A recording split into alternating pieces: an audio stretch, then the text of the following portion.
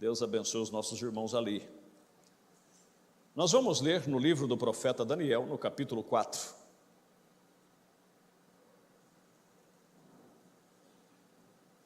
Um dos irmãos, pega o meu óculos lá fazendo um favor, se as vistas embaraçar um pouquinho aqui, eu não sei o que está acontecendo comigo, de um tempo para cá minhas vistas começaram a embaraçar um pouco, né? Não chegou nem na terceira idade ainda, né? E já está embaraçando as vistas. Encontraram Daniel capítulo 4, verso 27 a seguir. Daniel capítulo 4, verso 27 a seguir. Depois nós vamos para o livro de Provérbios. Portanto, ó rei, aceita o meu conselho e desfaz os teus pecados pela justiça e as tuas iniquidades, usando de misericórdia para com os pobres, e talvez se prolongue a tua tranquilidade. Todas essas coisas vieram sobre o rei Nabucodonosor, ao cabo de 12 meses, andando a passear sobre o palácio real de Babilônia, e falou o rei e disse: não é esta a grande Babilônia que eu edifiquei para a casa real com a força do meu poder e para a glória da minha magnificência? Ainda estava a palavra na boca do rei, quando caiu uma voz do céu: a ti se diz, ó rei Nabucodonosor, passou de ti o reino, e serás tirado dentre os homens, e a tua morada será com os animais do campo. Far-te-ão comer erva como os bois, e passar-se-ão 7 tempos sobre ti, até que conheças que o Altíssimo tem domínio sobre os reinos dos homens e os dá a quem quer. Na mesma hora se cumpriu a palavra sobre Nabucodonosor, e foi tirado dentre os homens, e comia erva com os bois, e o seu corpo foi molhado do orvalho do céu, até que lhe cresceu pelo, como as penas das águias, e as suas unhas como as das aves. Mas, ao fim daqueles dias, eu, Nabucodonosor, levantei os meus olhos ao céu, e tornou-lhe a vir o meu entendimento. E eu bendisse, ó Altíssimo, e eu bendisse o Altíssimo, e o louvei e o glorifiquei, e que vive para sempre, cujo domínio é um domínio sempre eterno, cujo reino é de geração em geração. Amém? Agora nós vamos para o livro de Provérbios, no capítulo 16 e no verso de número 18. Provérbios 16, verso 18. Graças a Deus. Os que não trouxeram as suas Bíblias, não tem muita facilidade, né, para acompanhar lendo, ouça com atenção. Bem-aventurado o que lê, como também o que ouve as palavras que estão escritas nesse livro. A soberba precede a ruína, e a altivez de espírito precede a queda. Que Deus abençoe nossa meditação, podem se assentar, e que Deus tenha misericórdia de todos nós. Sim, obrigado.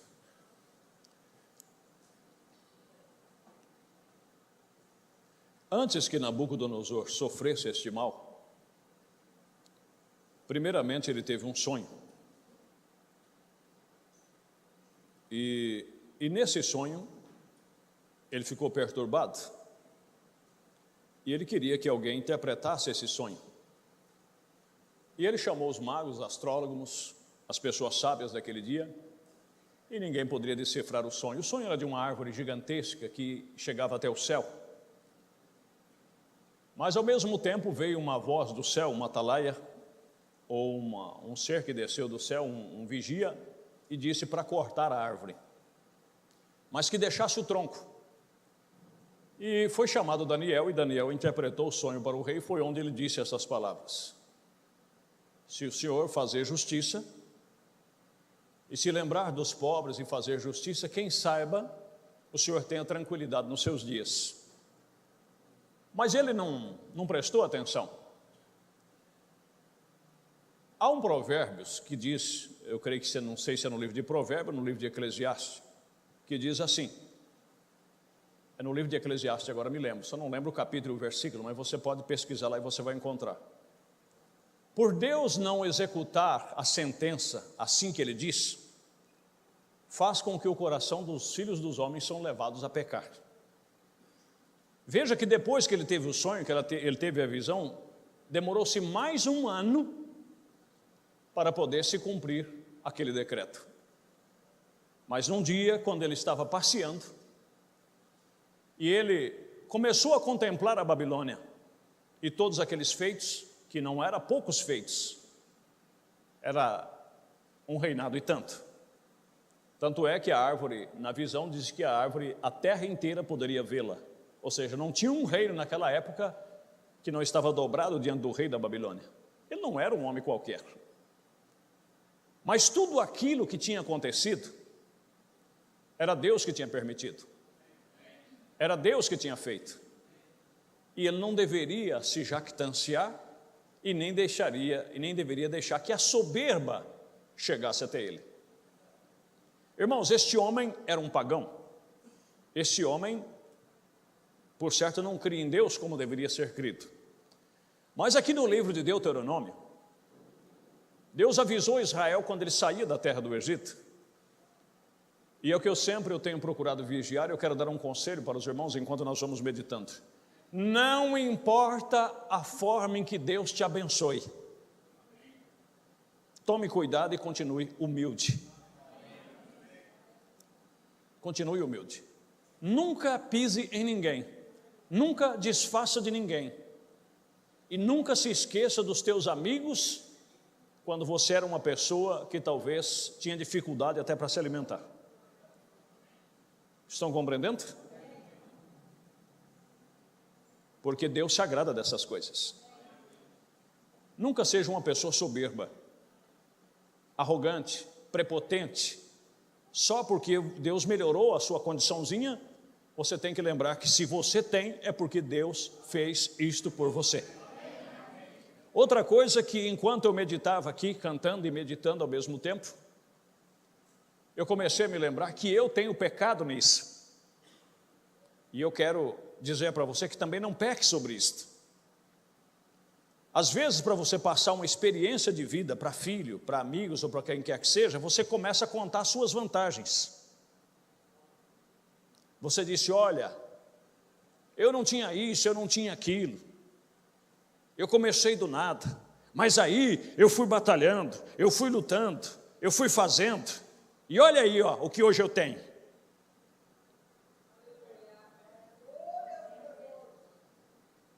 Mesmo você falando com seus filhos, Deus não se agrada disso. Embora o seu motivo e seu objetivo está certo, você está querendo ensinar uma lição de vida para ele. Mas o termo, se trazendo para a Bíblia, o termo não é correto. A coisa deveria ser, olha, você veja que o seu pai veio para cá com um saco nas costas, que o seu pai começou do nada, que o seu pai também já teve dificuldade, mas Deus me ajudou, Deus me deu força, Deus me deu entendimento, e eu consegui o que consegui. Não eu trabalhei, porque eu levantava de madrugada. Você poderia ter levantado à meia-noite e trabalhado o tempo todo. Se Deus não tivesse te ajudado, você não teria feito nada. Mas sempre nós colocamos essa questão, porque eu.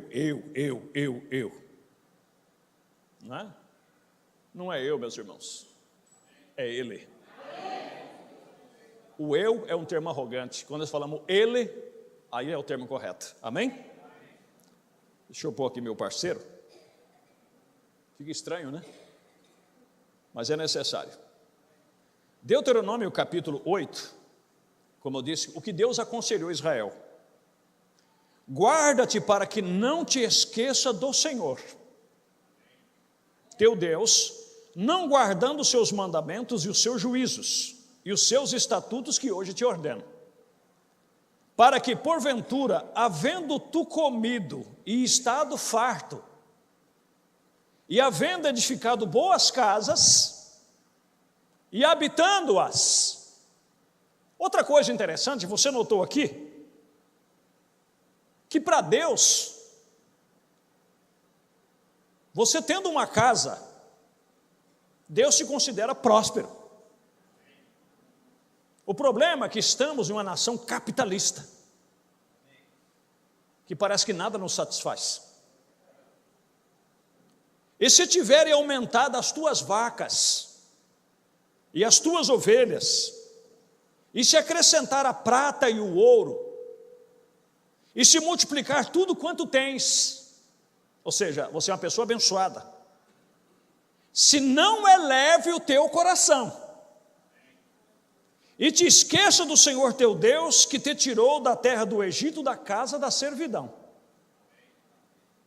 que te guiou por aquele grande e terrível deserto de serpentes ardentes, e de escorpiões, e de secura, em que não havia água, e tirou água para ti da rocha do Seixal, que no deserto te sustentou com maná, que teus pais não conheceram, para te humilhar, e para te provar, e para no teu fim te fazer bem. E não digas no teu coração. A questão é, nem só abrir a boca e falar, não diga no teu coração. Porque Apocalipse capítulo 3 ele diz, eu sondo os pensamentos e as intenções dos corações.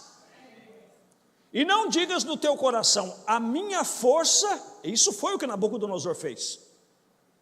E não diga no teu coração, a minha força e a fortaleza do meu braço me adquiriram esse poder. É como eu estava dizendo, eu trabalhei, meu filho, eu ralei, eu suei, e você veja hoje o que eu tenho.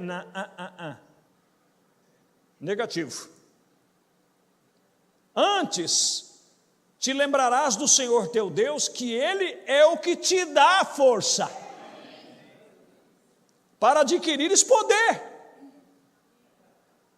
para confirmar o teu concerto que jurou a teus pais, como se vê neste dia.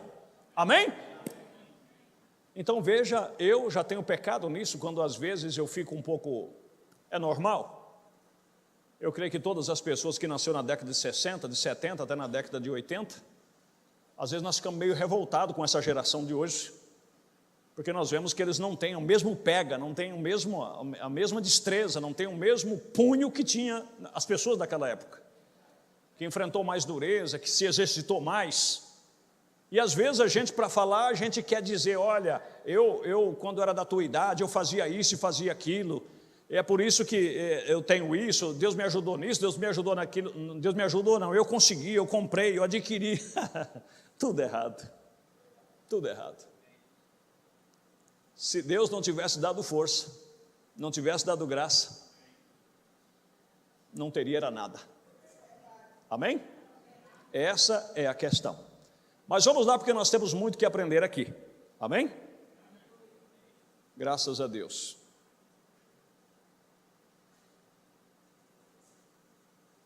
Deixa eu só voltar aqui.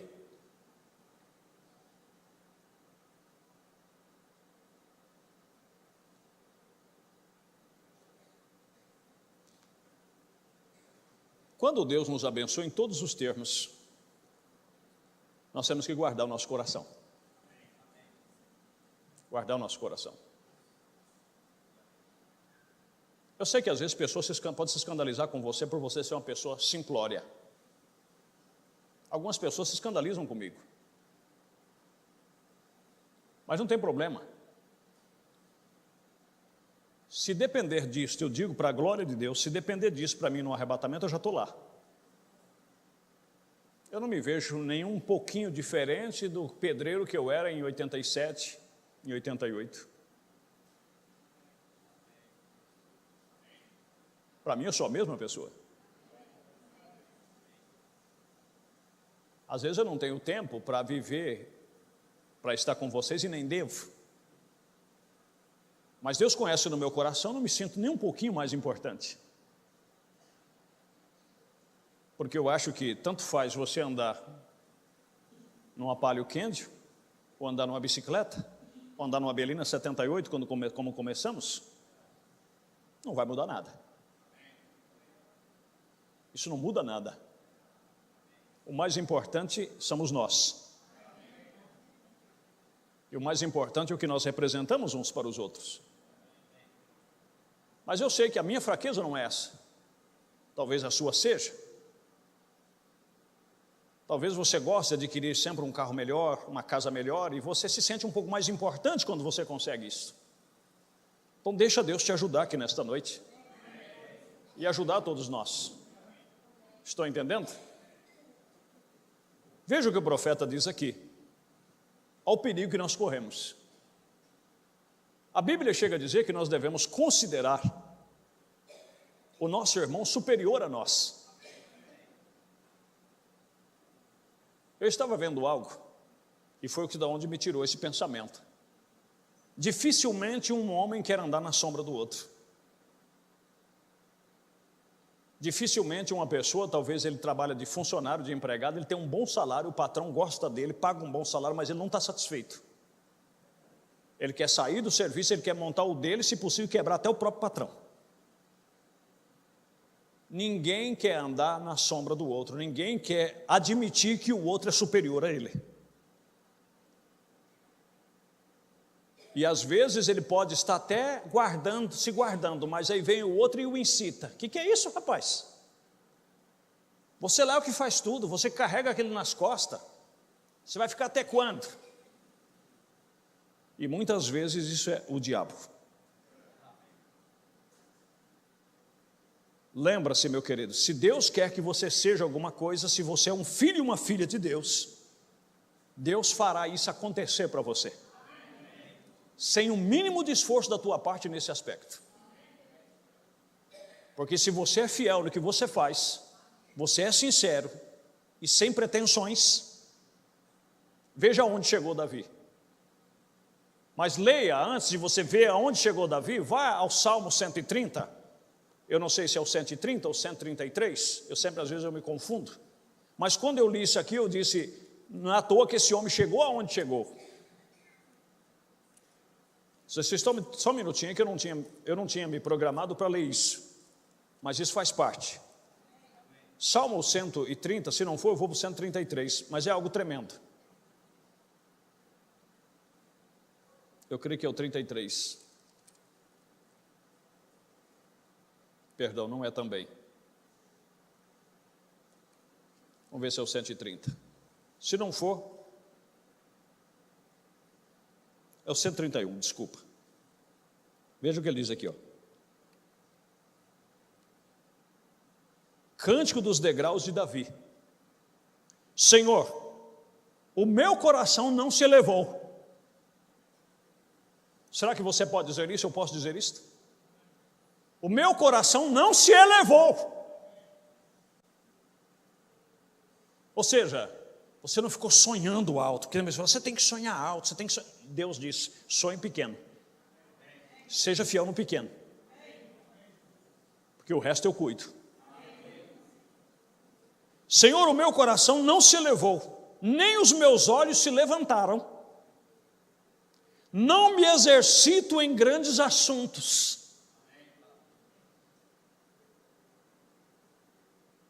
Mas nós queremos sempre nos exercitar em grandes coisas, em grandes assuntos. Não, irmão, porque eu estava pensando, porque isso mais isso vai dar isso, porque isso mais aquilo vai dar aquilo, e nós construímos os nossos castelos. E esquecemos que o nosso caminho está nas mãos de Deus. Que você entregou o seu caminho a Ele, que você devia confiar nele. Nem os meus olhos se levantaram, nem me exercito em grandes assuntos, nem em coisas muito elevadas para mim. De certo eu fiz calar e sossegar a minha alma. Calar e sossegar a minha alma. Outro dia eu comecei a conversar comigo mesmo e me policiar com relação a certas coisas. E cada um de nós devemos fazer isto.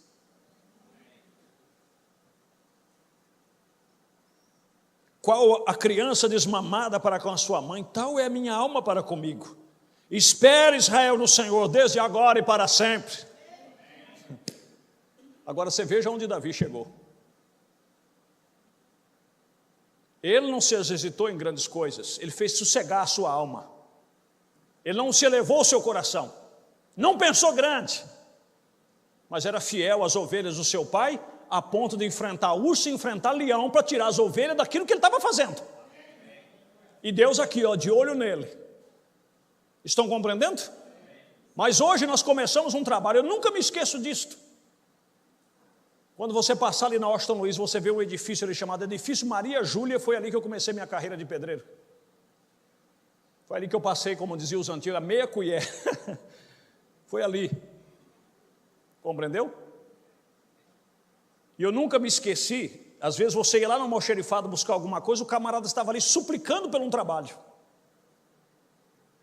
E o apontador dizia, rapaz, mas o salário aqui não é tá aquelas coisas, não, mas olha, está ótimo, está bom demais, porque eu estou desempregado, minha família está passando necessidade. Aí o encarregado encaminhava ele e disse, vai lá então. Aí como está sendo mandado pelo encarregado, o apontador mandava chamar o encarregado ficava com pena, aí o encarregado mandava, aí chegava lá o escritório, contratava ele. Não demorava 1 mês, 2 meses, ele já estava entre o grupinho lá em cima para reunir, para fazer greve. E eu ficava olhando aquilo, naquele tempo eu ficava olhando isso, mas esse camarada estava há pouco tempo suplicando para arrumar um serviço, agora já está insatisfeito.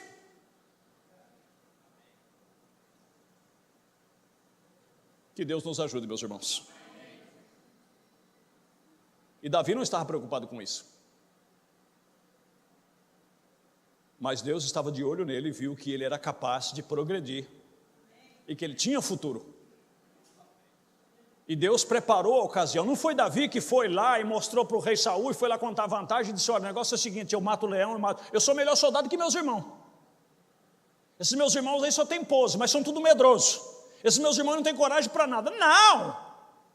Simplesmente o seu pai montou uma jumenta, abordou ela, como diz o ditado, pegou um queijo, mandou para o encarregado lá, para o centurião de 100, e um presente para o rei, e disse, vai lá e vê como é que estão os seus irmãos, porque ele tinha 2 irmãos alistados, ou 3 na guerra. Vai lá saber o estado deles e volta. E Deus sabia muito bem, quando ele chegou lá, que ele viu o gigante desafiando, a alma dele inflamou. Deus é capaz de preparar essa ocasião para você, não precisa de você ir atrás. E foi ali aonde Deus permitiu que ele mostrasse o valor que ele tinha, sem ele procurar, sem ele lutar por aquilo, mas apenas com o coração humilde e quieto diante de Deus, e Deus o elevou. Mas diz o profeta que quando nós nos tornamos soberbos, e nós queremos mostrar para as pessoas que nós somos melhores, que nós fazemos melhor, que nós somos capazes, é meio rude o que nós vamos ler aqui, mas ele disse, vocês são de Satanás. Se tem alguém aqui que sempre é prepotente, que sempre tem uma palavra para dizer que é capaz de fazer melhor do que os outros estão fazendo, sempre me desculpa meu irmão, eu não vim aqui para te agradar não, eu vim aqui para te ajudar, isso é Satanás, não é Deus. Perguntas e resposta número 92. Porém, se vocês são de Satanás, vocês sentirão que são melhores do que aquelas outras classes de pessoas. Se você tem esse sentimento que você é melhor do que os demais, que você é mais capaz do que os demais, isso não é um sentimento que vem de Deus.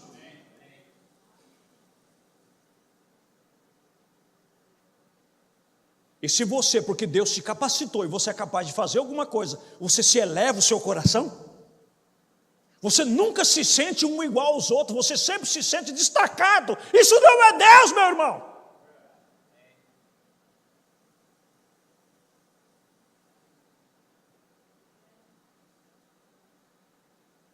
Porém, se vocês são de Satanás, vocês sentirão que não são melhores do que aquela classe de pessoas. Agora, como vão saber vocês que está correto? Aí ele segue o assunto dizendo, examine-o pela palavra. Amém? Então, mas deu para entender. E agora vamos ver quem é que Deus considera uma pessoa grande. Nabucodonosor achou que ele era grande. Ele foi pastar com os jumentos, com os bois, para ele saber que ele não era grande coisa nenhuma. O grande tinha permitido ele chegar onde ele chegou. Estão compreendendo? Se você saiu de uma bicicleta, hoje você está com seu bom carro. Se você saiu do aluguel, hoje você tem sua casa confortável para morar. Não deixa ele levar o seu coração. Diga, foi Deus que me deu. Foi Deus que me abençoou. Foi Deus que me deu capacidade.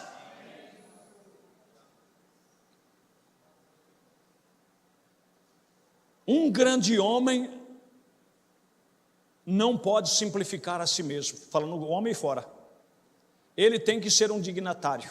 Vê? Mas ele não é ainda o suficiente grande. Quando ele se torna grande o suficiente, então ele desce assim. Veja você, ele se humilha. O homem grande é o que se humilha.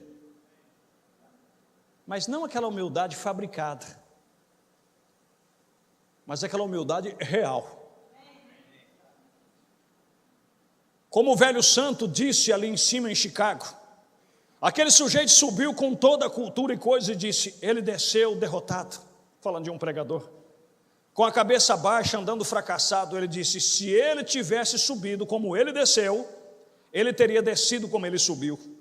Bem, isto é correto, vê? Amém? Deixa que Deus destaque em você. Deixa que Deus destaque em nós. Eu não citei o parágrafo, é o parágrafo da mensagem, a revelação dos 7 selos, Deus escondido em simplicidade, 433 até o 435. Humilha-te, apenas seja humilde. Não tente ser diferente.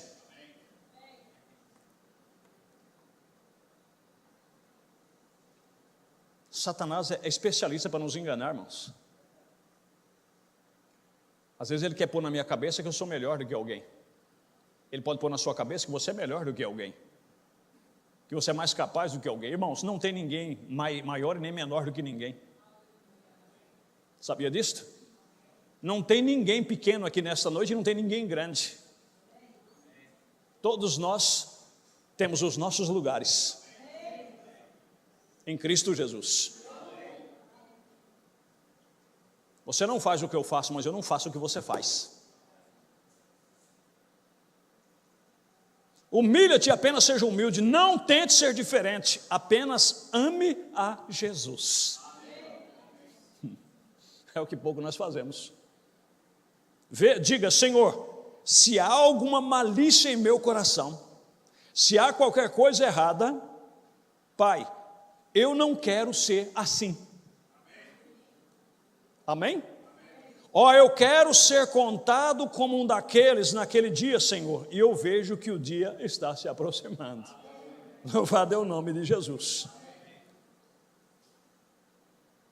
A revelação dos selos ainda, o 5º selo, 53 e 54. Agora deixe-me apenas revisar isso um pouquinho. O que faz Deus grande? Nós falamos do grande Deus. Deus é tão grande que é capaz de se esconder num mendigo.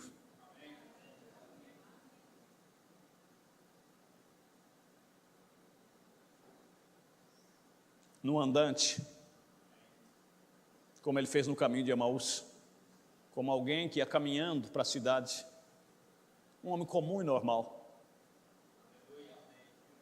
Por que ele não apareceu com luzes reflorescentes em volta dele? Não, ele apareceu como um caminhante.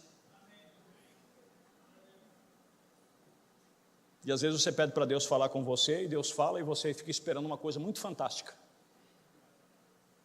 E você se pergunta, Senhor, eu tenho orado tanto para o Senhor falar comigo. Ele poderia dizer assim, eu já falei, eu já te disse, é que você não quer ouvir. Você é tão grande que você não pode me ver. Você já imaginou isso? Agora deixe-me apenas revisar isso por um minuto. O que faz Deus grande?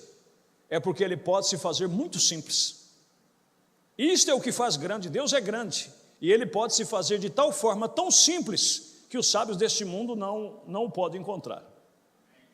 Eles não podem encontrar porque ele se faz muito simples. Agora, observe este propriamente. É o mistério da revelação de Jesus Cristo, vê? Em si mesmo. Não pode haver nada maior que Deus. Amém? Não pode haver nada maior que Deus. E você não pode fazer coisa alguma tão simples quanto Ele faz de si mesmo. Ou seja, eu não consigo ser tão simples como Deus consegue ser simples. Veja, isto é certo, o torna grande. É isso que o torna grande. Ai, que confusão na cabeça do ser humano que é tão cheio de histórias. Compreendeu? Eu lamento, mas é uma realidade. Você pega um moço, uma moça criada num lar simples. Eu falo com discernimento espiritual. E ela é uma pessoa humilde, uma pessoa simples. Aí de repente entra para uma faculdade. Aí vem um professor graduado lá de filosofia e vai querer provar para ela, encher a cabeça dela que Deus não existe. E tantas teorias, tantas explicações, e daqui a pouco ela já vem toda confusa, ele vem todo confuso, e naquelas altas palavras polidas, passa por cima de tudo, o que Deus pode provar que Ele existe e que é real.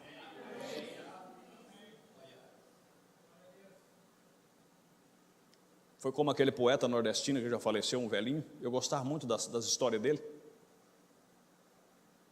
Ele foi dar uma palestra, ele pegou um pregador de roupa. Eles, de acordo com o cérebro de um chimpanzé,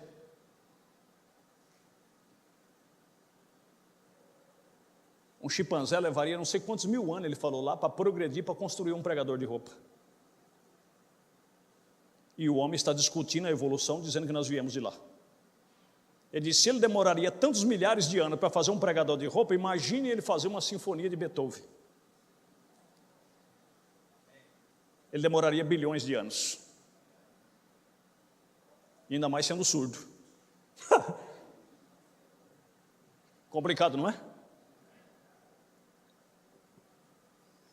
E ele falou, e no entanto, o cientista é capaz de enfiar na cabeça das pessoas que uma molécula meia doida juntou com a outra e a outra endoidou também, fizeram um círculo lá e endoidaram, e de lá criaram algo como um peixe, e aquele peixe foi evoluindo, e aquele peixe começou a nadar meio por cima da água, virou um pássaro, saiu voando, e daquele pássaro foi criando outro. Ele disse, precisaria de mais fé para crer nisso, do que para crer que existe um Criador que formou o homem do pó da terra. E daí a pouco, se não tomar cuidado, esse pobre jovem vem de lá para cá todo esticado e quer responder o pai e a mãe, que vai na igreja, coisa nenhuma, quem prova que Deus existe? Ô cabeça oca.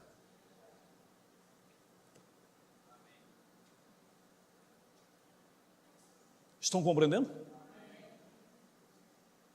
Porque Deus se faz tão simples, que eles passam a milhares de quilômetros de distância. Eu tenho minha teoria própria. Eu vou passar a doutrina paulina para vocês agora. É fácil existir que Deus criou o homem do pó da terra. Desmonta o meu corpo, pega todos os elementos que estão em mim, você vai achar na terra. Como é que eu não vim da terra? Como é que eu vim de uma molécula doida aí? Estou entendendo? Alguém um dia me perguntou, por que os nordestinos, nenhum nordestino aqui me leva a mal do que eu vou falar. Por que alguns nordestinos têm a cabeça achatada?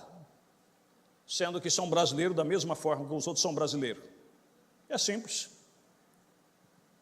Se Deus fez Adão e Eva, de onde saiu os asiáticos lá, os japoneses, os coreanos, os chineses, da pele amarela, do olho puxado, do cabelo grosso? De onde saiu nossos irmãos de cor, de pele negra? Como pode existir isso? Sendo que Adão e Eva era a mesma coisa? É fácil. Eu já estou explicando aqui. Como pode nós estamos aqui no centro-oeste e os nossos irmãos lá no nordeste? E nós aqui nascemos num formato normal e alguns deles nascem com a cabeça um pouco achatada. Por que será? Tem a ver com pressão atmosférica, tem a ver com clima e tem a ver com alimentação. Estão compreendendo?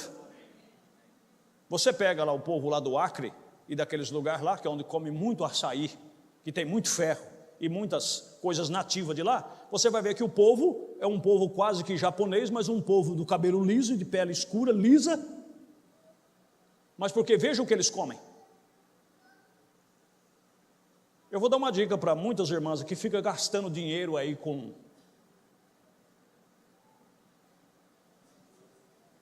produtos para ficar com a pele sedosa, a pele corada, e até umas que caem na fraqueza e vai lá dentro do espelho, fica com um pozinho para ficar mais bonitinho, né? Não precisa nada disso.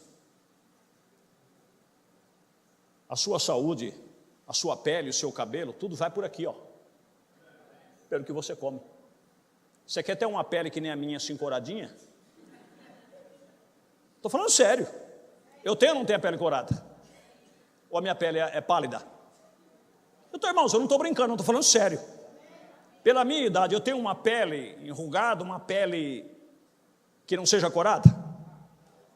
Basta você fazer pelo menos 2 ou 3 vezes por semana, você rala uma cenoura crua, um nabo, certo? O que mais? Um pepino picadinho, pouquíssimo sal e outro temperinho a gosto. Você come pelo menos 3 vezes por semana, você vai ver como é que a sua pelezinha vai ficar coradinha, sedosa. Estão compreendendo? Agora come carne no almoço e carne na tarde, chocolate, chocolate e carne, chocolate e carne, chocolate e carne. Aí fica aquele trem tudo borrado, a intoxicação vem tudo para a pele. Aí depois vai gastar com não sei o que, porque me falaram que isso é bom, que aquilo é bom, que aquilo é bom, e tome pó em cima. Para com isso. Isso não vai resolver. Meu Deus do céu, onde chegamos? Aonde chegamos nessas alturas, né? Mas isso é para distrair um pouquinho. Estão compreendendo? Então é isso aí. Você sabia que, por exemplo, se você passar muita fome, você se alimentar mal, o cientista fala de uma febre da fome. E se você vai até para o livro de Jeremias, fala isso aí. A febre da fome, ela escurece a pele.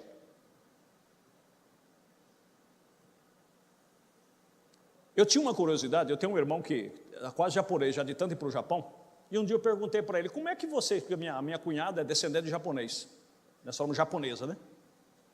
Eu disse, como é que lá no Japão vocês diferenciam japonês de quem não é japonês? Por exemplo, ela é brasileira. E como é que vocês diferenciam? Eu falei, só se olhar nela.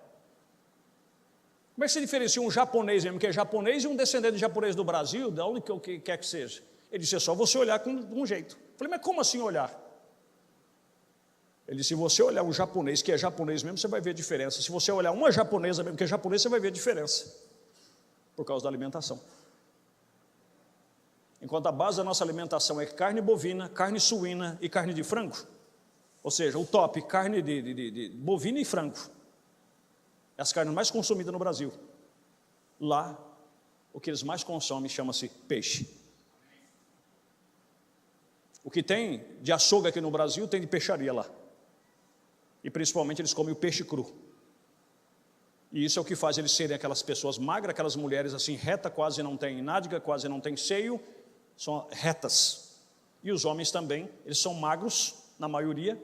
Agora é claro que não, está modernizando também, McDonald's está indo para lá. Né? Agora você me pega um americano, que só come panqueca, que só come lanche, que só come esfirra não, como é que chama? Pizza. E dá uma olhada no americano para você ver. Então, é alimentação, meus queridos. Agora, com os anos, com centenas de anos, isso aí vai modificando a genética. E as pessoas se tornam daquele jeito. E fica se perguntando, mas por que esse é aquele e aquele daquele outro jeito? Aí está. Por que hoje os filhos, a maioria dos filhos são maiores que os pais? Vocês não sabem? Por causa do hormônio que está na carne, bovina que está no frango, até nos outros tipos de alimento. Então, faz com que eles cresçam mais. Mas quem é mais forte? Vamos puxar a sardinha para o nosso prato, né? Amém? Mas deixa eu seguir aqui. Depois que alguém quiser me agradecer pela aula de história, de conhecimentos aí, vocês Bela aroba, como dizia minha avó, né? Mas seguindo aqui, meus irmãos, preste bastante atenção. Dá pena de ver, às vezes, alguém que ainda é iludido por essas teorias. Isso não tem nada a ver. Esses grandes homens que é chamado aí fora, diz o profeta, não passam de loucos. Porque ignoram as coisas de Deus, porque é feito dentro de uma simplicidade tão grande. Amém? Agora, um grande homem, ele pode chegar a ser um pouquinho maior, e talvez tenha que se inclinar e dizer, como vai? A você veja, ou algo assim, mas ele não pode se fazer pequeno, há algo acerca dele, e ele é humano, e ele não pode se fazer pequeno. É como eu estou dizendo, a nossa questão é querer liderar, é fazer algo semelhante ou igual que o outro está fazendo e tentar fazer melhor. Nós nunca queremos ser liderados, nós queremos só liderar. Essa é a questão. E Deus não se agrada disso. Se Deus te viu um líder, Ele vai te dar graça e capacidade para isso. E você não precisa lutar por essa liderança. Tá bom, meus queridos? Agora, para terminar, nós vamos ver aqui. Eu tenho ido a pessoas em seus escritórios e assim por diante, que eram grandes homens, reis, veja você, potentados, monarcas, e geralmente eles são grandes homens. Então eu tenho ido a lugares onde um sujeito tem só uma muda de roupas. Talvez algum ministro que desejava argumentar comigo, e você pensaria que o mundo não poderia girar sem ele. Veja, isso é só inchaço de cabeça. Vejam, mas um grande homem se assenta e tenta te fazer pensar que você é o grande homem. Veja, ele pode se humilhar. Agora, quem vai ser grande desse jeito? Agora, para Deus, esse é o grande. Se alguma irmã chegar em você e dizer, irmã, eu queria que não fosse igual a você, porque você é capaz, você faz isso e faz aquilo, e você escutasse e você começasse a falar da capacidade dela. Não, irmã, você está equivocada. Capaz é a irmã, porque a irmã faz isso, faz aquilo, faz isso, faz aquilo, e o irmão também da mesma forma. E a pessoa se sente, eu não pensava desse jeito não, eu não via desse jeito. Você faz com que a pessoa se sinta grande, não que ela te veja como grande. Agora, o lado humano é assim, nossa irmão, mas você, irmão, não, eu estudei para isso. Nossa irmão, mas você, não irmão, eu desde pequeno Deus me deu esse dom, Deus me deu esse talento. Não irmão, mas a irmã cozinha, fulano também falou, fulano veio aqui, comeu e disse que é maravilhosa. Meus filhos sempre elogiam minha comida, porque não sei o que, sempre só, desce filha de Deus, desce filho de Deus. Mas não, quando vê uma pessoa que te elogia, você elogia ele mais ainda. E diz, não, eu posso fazer isso, mas você também é tremendo nisso, nisso e nisso e nisso. Amém? Irmã, mas como você é bonito, olha que pele, olha como é que você é linda. Ele disse, irmã, mas eu queria ter esse cabelo, olha que cabelo lindo, maravilhoso que você tem. Se não tem um cabelo, talvez tenha um perfil, alguma coisa que é diferente, seu corpo é bonito, sempre mostrando que o outro é superior. Mas não, disse, irmã, sei que muitos morrem de inveja de mim mesmo, mas eu sou eu. Vai lá, bonitona, vai lá, bonitão. Já já você vai bater com a cara na parede, você vai ver que não é nada disso. Amém? E veja você, Deus é tão grande que Ele pode se humilhar a um nível tal que o ser humano não pode chegar. Veja você, isso é tudo. Amém, meus queridos? Então vamos sair daqui nesta noite pensando melhor, entendendo melhor as questões de Deus e o que Deus vê e o que Deus quer a nosso respeito. Amém? Se você quer ser uma pessoa abençoada, uma pessoa bem-sucedida, não se ocupe em coisas grandes, mas seja fiel no que Deus te colocou, e Deus vai te abençoar e vai te ajudar em nome de Jesus. Vamos nos pôr de pé. Deus Todo-Poderoso, obrigado, meu Pai, por abrir os nossos entendimentos. Meu Deus, perdoe as nossas fraquezas, quando às vezes nós somos enganados pelo diabo, e nós achamos que somos capazes de alguma coisa, e que conseguimos fazer alguma coisa, quando na verdade é o Senhor que faz tudo.